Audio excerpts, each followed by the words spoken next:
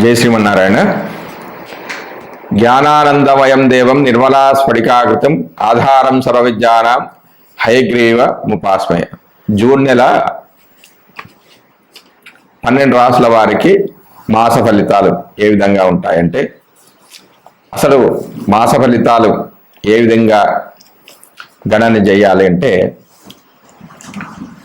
ఒక మాసం అనేది తమకు అనుకూలమో ప్రతికూలమో అని గమనించేందుకు రవి, కుజ, శుక్ర, బుధ గ్రహాలను గమనించడం సాంప్రదాయం. సూర్యుడు 3, 6, 10, 11 రాశిలో సంచరించే సమయంలో మాత్రమే శుభ ఫలితాలను ఇస్తాడు. మిగిలిన సమయాల్లో అతడు సంచరించే రాశి దృష్టి ఉన్న సప్తమ రాశి విషయంలో జాగ్రత్తలు తీసుకోవాలి. వేరువేరు జన్మరాశుల వారికి రవి సంచరిస్తున్న రాశి దృష్టి ఉన్నటువంటి రాశులు ఏ భావాలైతాయో గమనించి వారికి అనుకూలమైన ఫలితాలను నిర్దేశించాల్సి ఉంటుంది.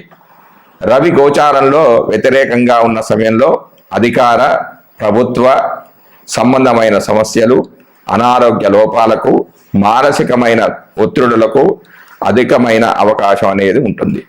అదేవిధంగా కుజుడు గోచారంలో అననుకూలమైన రాశుల్లో సంచరిస్తుంటే చిన్న చిన్న ప్రమాదాలు, ఒత్తిడులు, శారీరకమైన అనారోగ్యాలు, నొప్పులకు అవకాశం అధికంగా ఉంటుంది.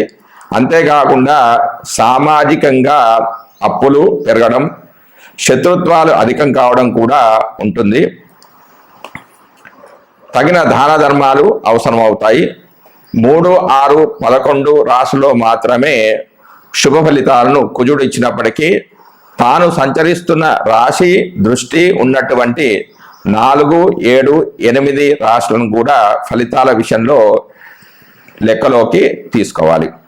బుధుడు గోచారంలో అననుకూల ప్రదేశాల్లో ఉన్నప్పుడు వ్యాపారాదుల్లో లోపాలకు అధికమైన అవకాశం ఉంటుంది.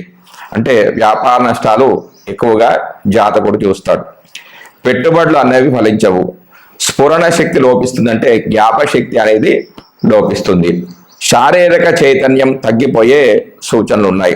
కొంత బలహీన మనస్తత్వం, ఆలోచన తత్వంలో లోపాలకు అవకాశం అనేది కలుగుతుంది. రోగ నిరోధక శక్తి లోపించడం వల్ల కలిగే సమస్యలు అన్నవి పెరుగుతాయి. బుధుడు 2, 4, 6, 8, 10, 11 స్థానాల్లో శుభ ఫలితాలు ఇస్తాడు. తాను చూస్తున్న భావాలను కూడా శుభాన్ని ఇస్తాడు. శుక్రుడు అధిక స్థానాల్లో గోచారిత్యా అనుకూలంగానే ఉన్నప్పటికీ బలహీనమైన గోచార ఫలితాలనిచ్చే స్థానాల్లో మనోభిష్టాలు నెరవేరక ఇబ్బంది పడుతూ ఉంటారు. శుక్రుడు ఒక రాశిలో సంచరించే కాలంలో మానసిక వ్యవహారాలు, ఆకర్షణ లోపాలు, ఇబ్బందులకు అవకాశం అనేది ఉంటుంది. అవగాహన లోపాలుంటాయి. శరీరంలో హార్మోన్ల లోపాలు ఏర్పడతాయి. సమతుల్యమైన భావాలు దెబ్బతింటాయి. శుక్రుని విషయంలో 6, 7, 10 రాశుల సంచారం మాత్రం లోపమైంది. 6వ స్థానం సంచారం అధికమైన లోపంగా పరిగణిస్తారు. భార్యాభర్తల మధ్యలో అభిప్రాయ భేదాలకు కూడా ఇటువంటి అంశాలు కారణమవుతాయి. మానసిక ఒత్తిడి తీవ్రంగా ఉంటుంది. ఒక నెల రోజులు కొంత ఎక్కువ తక్కువలతో కూడుకున్న రోజుల్లో సంచరించే గ్రహాలు ఇవి. అందువల్ల వీటి ద్వారా కలిగే ఫలితాలు ఆ మాసాదులకు కలిగి ఉంటాయి. అయితే శుభ సమయంలో కార్యక్రమం ప్రారంభించి పూర్తి చేయడానికి ఇటువంటి అనుకూల గ్రహ సంచరాదుల వల్ల శుభ ఫలితం అధికంగా ఉంటుంది. జై శ్రీమన్నారాయణ. జై శ్రీమన్నారాయణ. జై శ్రీమన్నారాయణ. జ్ఞానానందమయం దేవం నిర్మలా స్ఫటికాకృతిం ఆధారం సర్వవిద్యానాం హయగ్రీవ ముపాస్మయ. జూన్ నెల మిథున రాశి వారికి గోచార ఫలితాలు ఏ విధంగా ఉన్నాయంటే, రవి ఫలితాలు. మిథున రాశి వారికి రవి జూన్ 1వ తారీఖు నుంచి జూన్ 14వ తారీఖు వరకు 12వ స్థానంలోను, జూన్ 15 నుండి జూలై 16 వరకు జన్మరాశిలోనూ సంచరిస్తున్నాడు. ఈ 2 స్థానాలు కూడా శుభస్థానాలు కావు.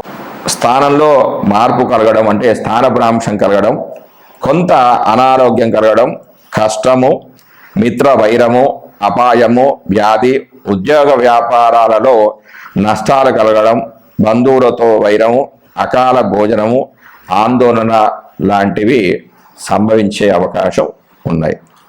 తర్వాత కుజుడి ఫలితాలు. మిథున రాశి వారికి కుజుడు జూన్ 2వ తారీఖు నుంచి జూలై 12వ తారీఖు వరకు లాభస్థానంలో ఉన్నాడు. ఇది శుభస్థానం. ఫలితాలు ఈ విధంగా ఉన్నాయి. ధనధాన్య లాభాలు, యత్నకార్య సిద్ధి, అనుకున్నది సిద్ధిస్తుంది. భూవృద్ధి అంటే ఇంటి స్థలాలు ఏమన్నా ఉంటే కొనుగోలు చేస్తారు, ఎందుకంటే కుజుడు భూకారకుడు. భూవృద్ధి, సంతోషము, సుఖ సంసారము, కీర్తి, ఇష్ట వస్తు ప్రాప్తి, రోగాలుంటే అవి వెంటనే తగ్గిపోతాయి. దాని తర్వాత బుధుడి యొక్క ఫలితాలు. మిథున రాశి వారికి బుధుడు జూన్ 1వ తారీఖు నుంచి 14వ తారీఖు వరకు 12వ స్థానంలోను, దాని తర్వాత జూన్ 15 నుంచి జూన్ 29 వరకు జన్మంలోనూ సంచరిస్తున్నాడు. ఈ 2 స్థానాలు కూడా అశుభ స్థానాలే. వాటి ఫలితాలు ఈ విధంగా ఉన్నాయి. శత్రుబాధలు, కలహాలు, అపజయం, అకాల భోజనం, పరాభవం, ఉద్రేకం, బంధువులతో వైరం, దుష్టులతో సహవాసం, వస్తు నష్టాలు, ధన నష్టాలు అనేవి కూడా కలుగుతూ ఉంటాయి. గురుడి యొక్క ఫలితాలు. ఈ సంవత్సరం అంతా గురుడు ఈ రాశి వారికి వ్యయంలో ఉండడం వల్ల గురుడు అశుభ ఫలితాలే ఇస్తాడు. ప్రయాణాలు చేస్తారు, శుభ వ్యయం చేస్తారు. అంటే తీర్థయాత్రలు చేయడం ద్వారా, దూర ప్రాంతాల్లో ఉన్న ఆలయాన్ని సందర్శించడం ద్వారా వ్యయాన్ని చేస్తారంటే పుణ్యాన్ని ఎక్కువగా వీళ్ళు సంపాదించుకుంటారు. శుక్రుడి యొక్క ఫలితాలు. జూన్ 12 వరకు వ్యయంలోను, జూన్ 12 నుంచి జూలై 6వ తారీఖు వరకు జన్మరాశిలోను సంచరిస్తున్నాడు. మిశ్రమ ఫలితాలను ఇస్తాడు. వ్యయస్థానం, అధికంగా ఖర్చులు చేయడం, నష్టాలు కావడంతో పాటుగా సుఖానుభూతి కలుగుతుంది. 12వ తారీఖు తర్వాత జన్మరాశిలోకి ప్రవేశించిన తర్వాత అనుకూల ఫలితాలు పొందడం జరుగుతుంది.